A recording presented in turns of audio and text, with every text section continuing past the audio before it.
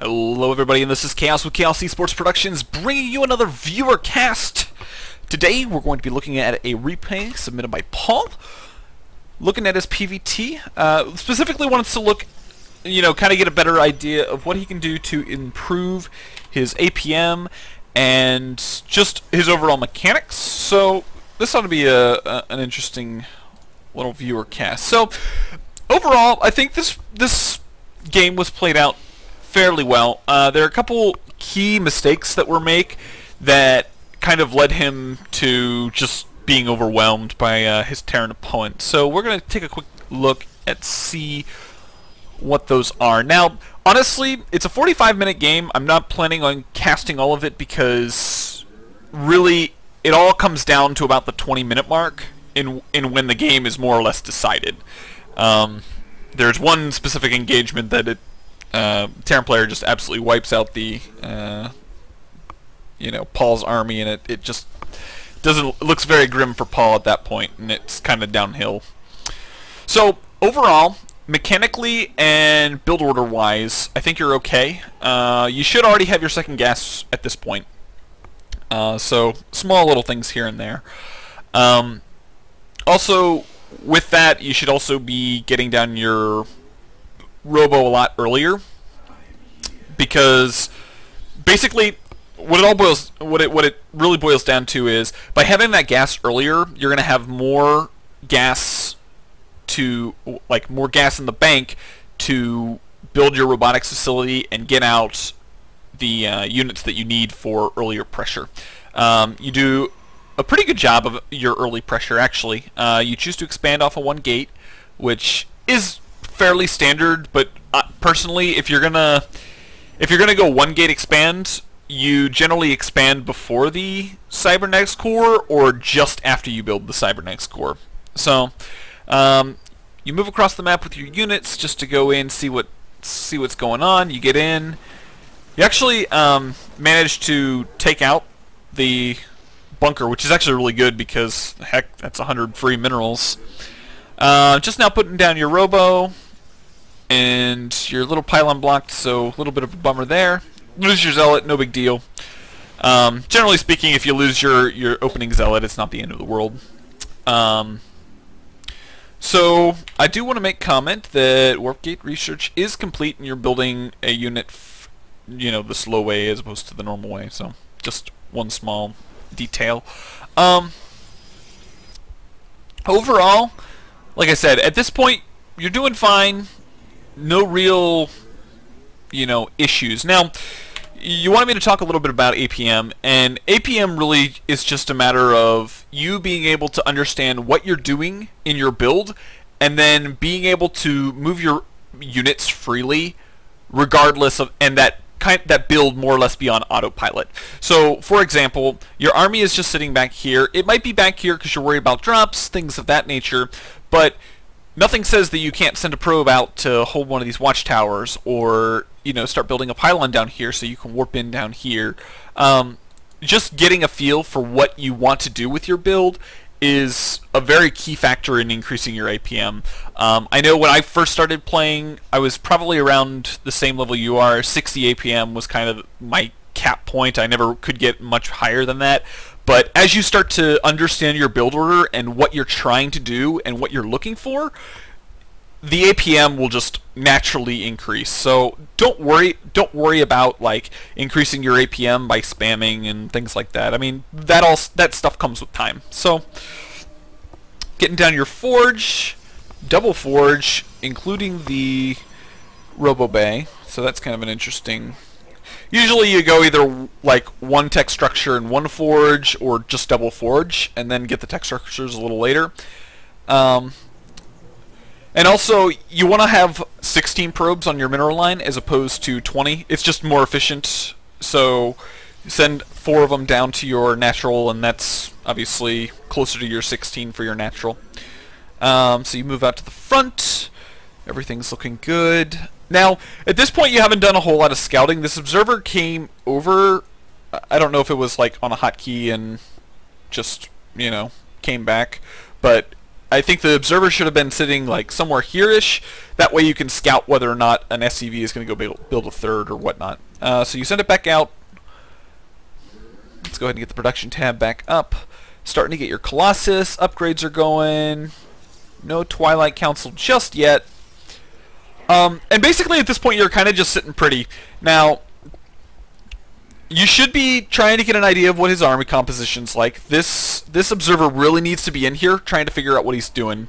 So you come in, you see his army. You see, a key thing is if you see his army and you don't see medevacs, then you're probably free to march across the field with 1 or 2 Colossus and be able to do a fair amount of damage, if not just annihilate your opponent.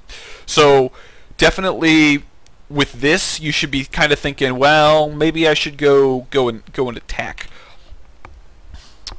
Twilight Council now coming up a little bit late. Generally, the Twilight Council wants to be, you want to start thinking about planning it down halfway between the +1 upgrade finishing. That way, the Twilight Council will finish at the same exact time. That +1 will be done, and you can immediately go into 2-2. So yeah. So still only Marine and Marauder.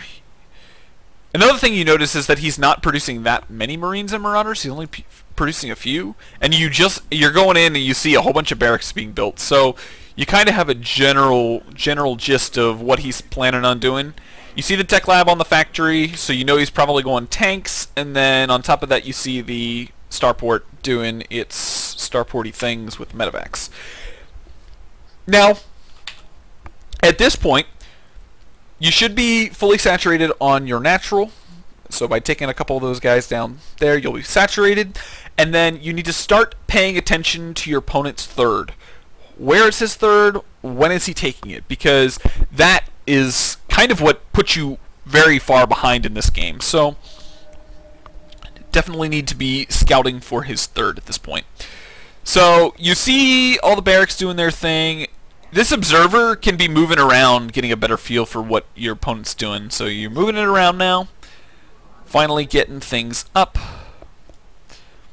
You see the tanks, you see the Marines, random Reaper. I'm not sure what the deal is with that. But you wanna move this observer kind of probably more in the center of his natural as opposed to just the back. So seeing lots of units being produced. You're producing not too terribly many units at this point. So definitely want to keep consistent warp-ins. That way you're always increasing your supply. And at this point you see him kind of looking like he's going to be pushing out, and you see a fairly big ball. Now, your army currently is, I don't know, let's see,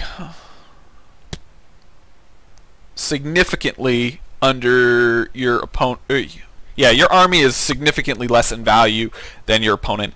3 Colossus is generally the time you move out, but in this instance, when they add in tanks, things get a little bit more complicated because your gateway army is going to melt a lot faster than if you just had Marines and Marauders and medevacs. So engaging here is not a very good decision. Also, if we look at everybody's map, you'll see that his third is already done.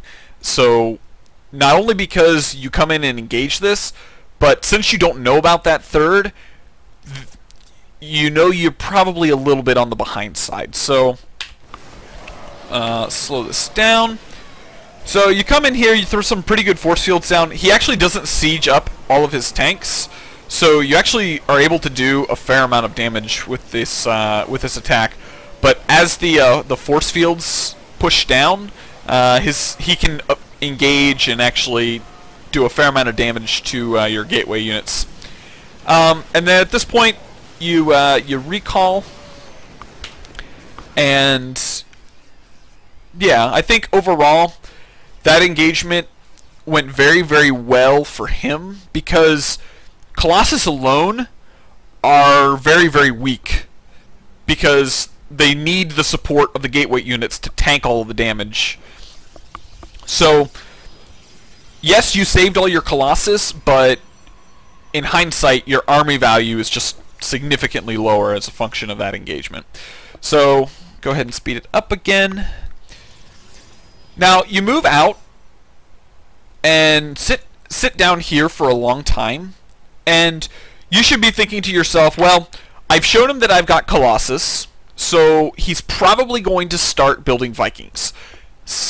With that in mind, you should probably start thinking about adding on High Templar. Have we added that? The Templar Archives is down, so you're in the right direction, but I don't think Storm is done yet. Yeah, so definitely want to get Storm out a lot quicker than you currently have.